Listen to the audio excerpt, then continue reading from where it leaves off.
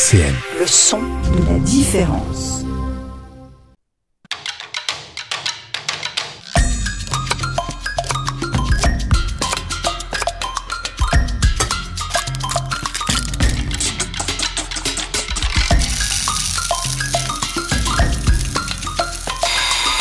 La cuisine buissonnière sur RCN, Christian Saquet.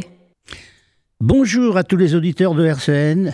Bonjour à Boupela Chibangu. Bonjour à Camilla. Bonjour.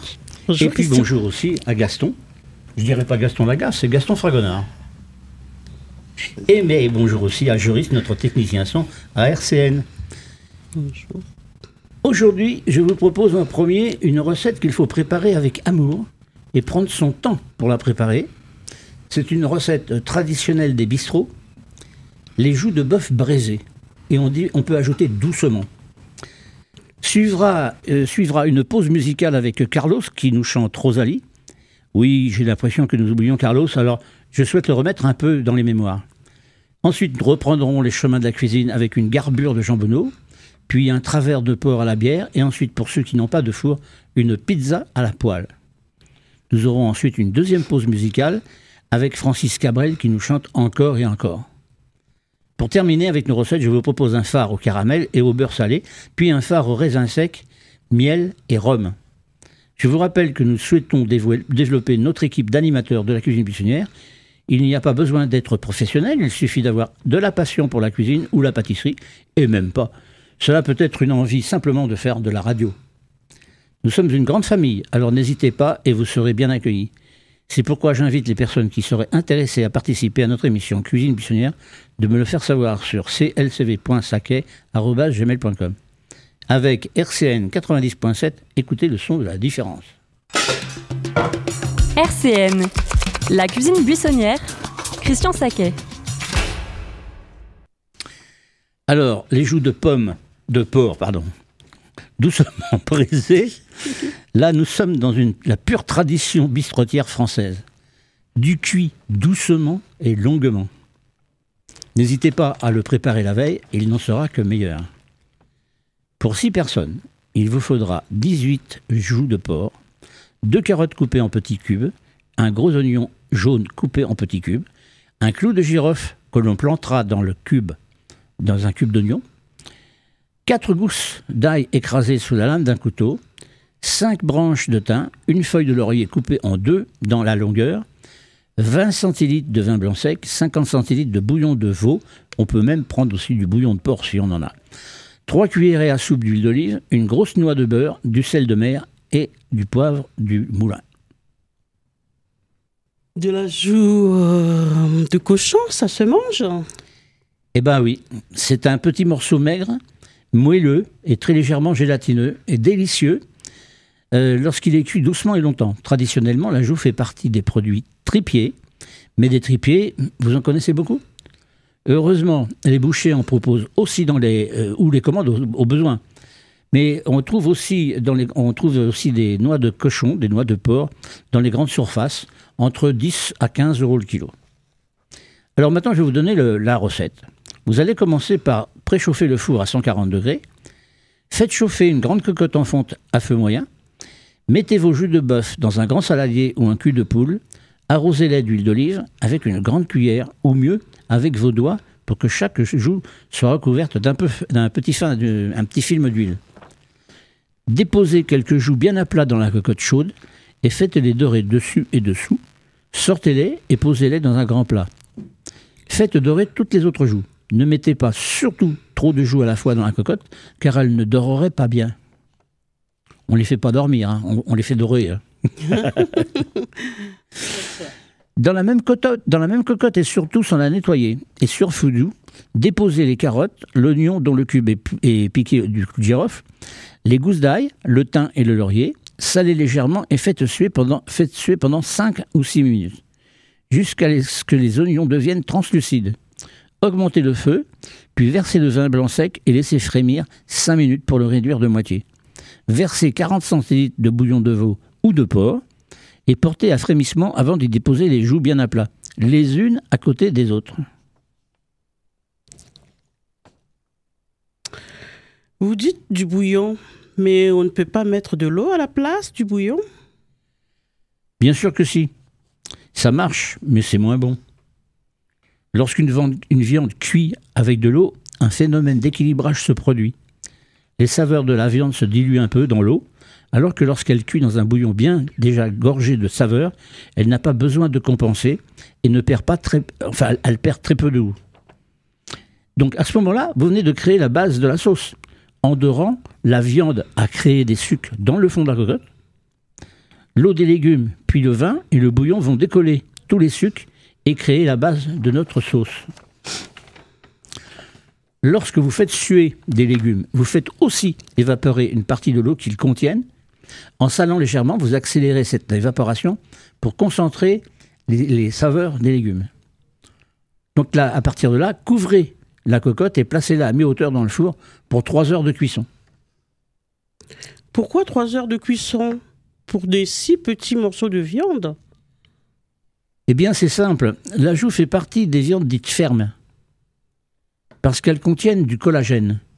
Pour transformer cette viande tendre, il faut faire fondre le collagène doucement, dans un environnement humide et à une température pas trop forte.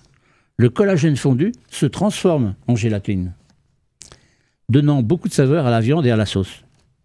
Donc pendant la cuisson, le liquide chauffe et se transforme en une vapeur, qui se condense sous le couvercle, puis se transforme en gouttelettes et arrose la viande. Résultat, les joues sont continuellement arrosées. C'est ça l'important, c'est cet esprit-là de tout le temps mouiller la viande. Alors là, après, vous sortez les joues cuites et mettez-les dans un grand plat. Passez la sauce à travers un chinois au-dessus d'un grand bol en écrasant bien tous les aromates pour en récupérer le maximum des saveurs. Transvasez la sauce dans une cocotte et placez sur feu doux. Ajoutez le beurre, mélangez bien et laissez épaissir 2 ou 3 minutes si nécessaire. Le beurre, justement, va apporter la rondeur et la longueur en bouche. Déposez les joues dans la cocotte et arrosez-les avec la sauce. Couvrez la cocotte et laissez reposer au moins 1 heure, voire jusqu'au lendemain si vous pouvez. Pendant le repos, la sauce va s'infiltrer entre les fibres de la viande. Dans chaque bouchée de viande, vous aurez aussi un peu de sauce et vous aurez l'impression que la viande est encore plus juteuse qu'elle ne l'est réellement. De plus, cette sauce va très légèrement pénétrer dans la viande, pour cette raison que les plats en sauce préparés la veille sont plus savoureux le lendemain. On a généralement, il y a plein de recettes comme ça où ce qu'on a préparé la veille, eh ben c'est meilleur le lendemain, tel que le bœuf bourguignon par exemple. C'est vrai.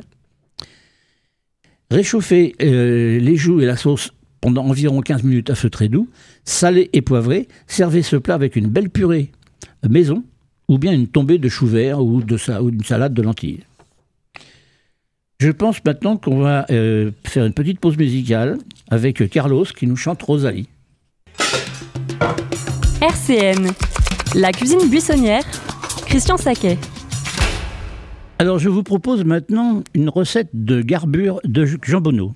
Alors la garbure, c'est une potée en chou avec des morceaux de légumes traditionnels de la cuisine gasconne, donc dans le sud-ouest de la France. C'est une origine béarnaise. La garbure était l'aliment quotidien des paysans gascons. Elle variait d'une maison à l'autre et suivant le rythme des saisons, avec les ressources du potager et du saloir. Donc, c'était quelque chose de proche des familles, quoi. Le principe de sa cuisine consiste à faire cuire longuement un assortiment de légumes et de viande, en général confite. Servie comme potage ou comme plat de résistance, la garbure peut être adaptée aux besoins de chacun. Donc voilà, je vous propose donc maintenant la recette.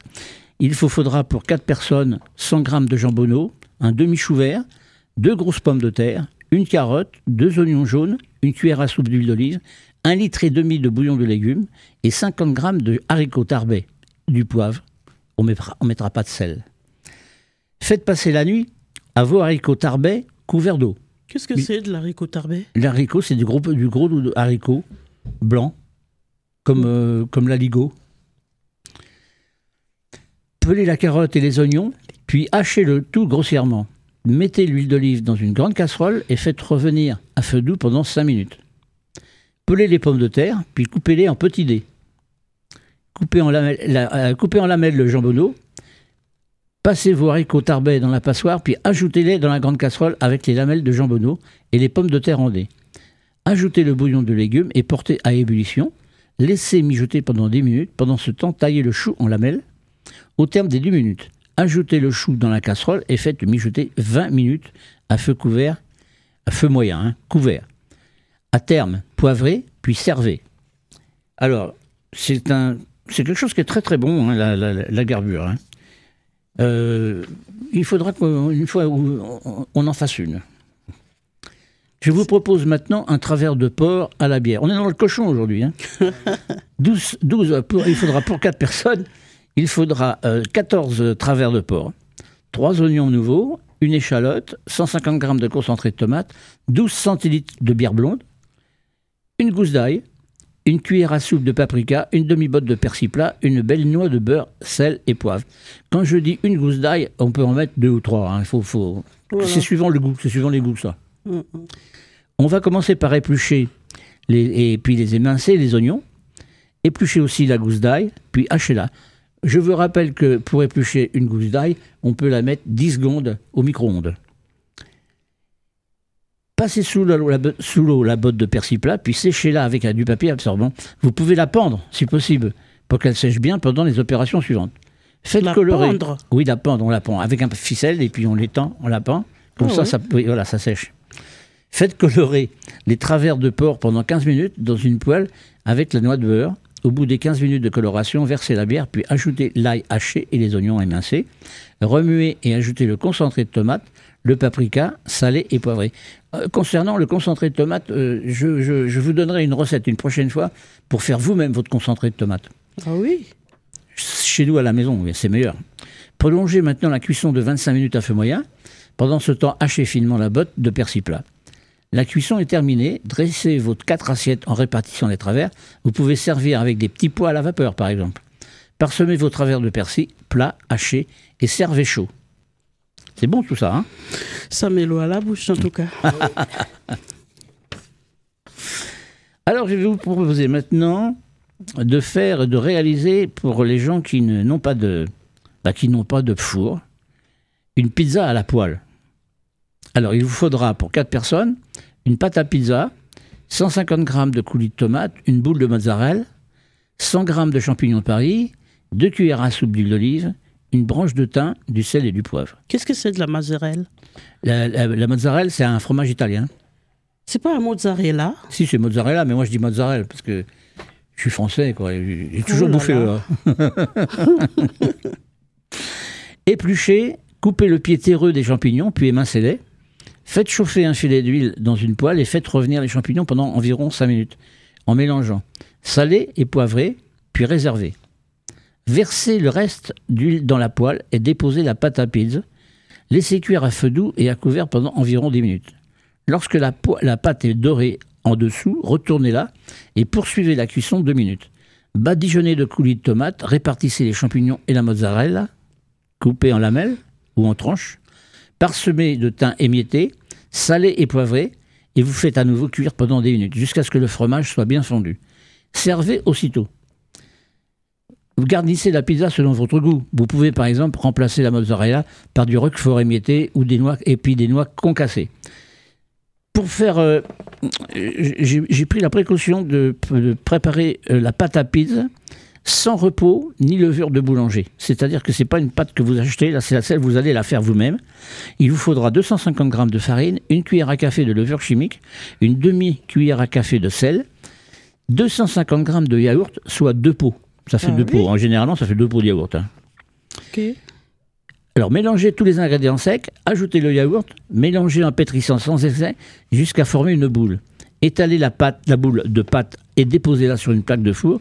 Agrémentez à votre convenance et faites cuire 10 à 15 minutes à four chaud entre 220 et 240 degrés.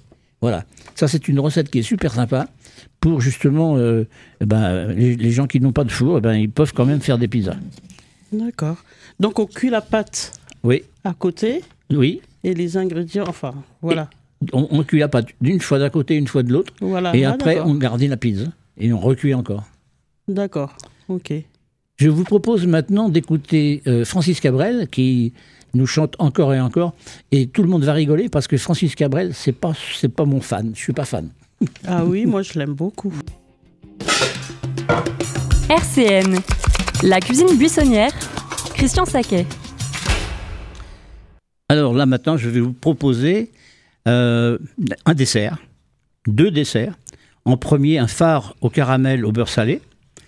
Pour 6 à 8 personnes, il vous faudra 5 œufs, 1 litre de lait entier, 250 g de farine, 10 caramels au beurre salé, 4 cuillères à soupe de sucre glace. Vous allez commencer par préchauffer le four à 180. Coupez les caramels en 2 ou 3 morceaux. Dans un cul de poule, battez les œufs en omelette. Mélangez dans un saladier le sucre et la farine, puis ajoutez-les aux œufs. Lorsque le mélange est homogène, versez la moitié du lait, donc 50 centilitres, et mélangez. Quand il n'y a plus de grumeaux, versez le reste du lait et continuez de mélanger. Dans un plat allant au four, beurrez, versez la pâte, puis parsemez les morceaux de caramel que vous avez coupés sur cette pâte. Enfournez pour 45 minutes de cuisson. À la sortie du four, saupoudrez le fard avec 4 cuillères de sucre glace. Et puis laissez tiédir. Vous avez dit cul de poule. On était dans le cochon pourtant. Oui, mais là c'est le cul de poule. C'est un ustensile qui a la forme d'un saladier, qui la plupart du temps est en aluminium ou en inox. Oh là là. Donc la forme permet de bien mélanger. C'est rond. Voilà. Maintenant, je vous propose un fard au raisin sec avec du miel et du rhum. Il faudra pour 6 à 8 personnes 5 œufs, 1 litre de lait entier, 250 g de farine, 200 g de sucre en poudre, 200 g de raisin sec, 2 cuillères à soupe de rhum agricole, donc c'est du rhum blanc, 2 cuillères à soupe de miel liquide, 10 g de beurre salé et 4 cuillères à soupe de sucre glace. Vous allez commencer par préchauffer le four à 180 degrés. Dans un bol, mettez les raisins et trempez dans le rhum. Dans un cul de poule, encore un cul de poule, battez les 5 œufs entiers.